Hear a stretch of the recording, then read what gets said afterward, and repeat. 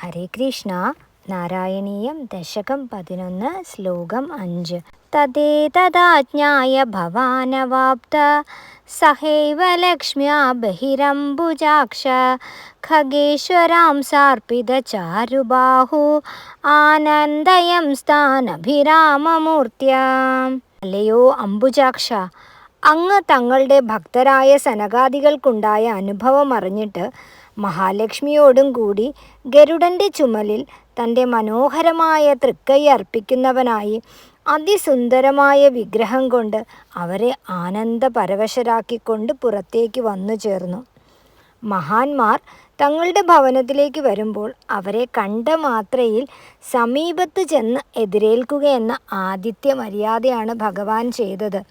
ഭഗവത് ദർശനം കൊണ്ട് തന്നെ സനകാദികൾ ആനന്ദപരവശരായി തീർന്നു. അപ്പം നമ്മുടെ പൊന്നു ഭഗവാന്റെ ഒരു സ്നേഹം നോക്കിക്കേ. അപ്പം തൻ്റെ വാസസ്ഥലത്ത് വന്നപ്പോൾ അവർക്കുണ്ടായ ആ ബുദ്ധിമുട്ട് കണ്ടിട്ട് ഭഗവാൻ അവരുടെ അടുത്തേക്ക് ചെല്ലുകയാണ്.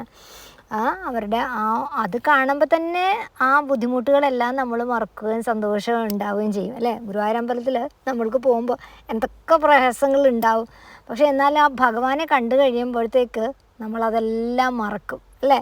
എല്ലാവരും ആ പൊന്നു ഗുരുവായൂരപ്പനെ ചേർത്ത് പിടിക്കുക. എല്ലാവർക്കും ഭഗവാന്റെ ആ ദർശനം ലഭിക്കട്ടെ.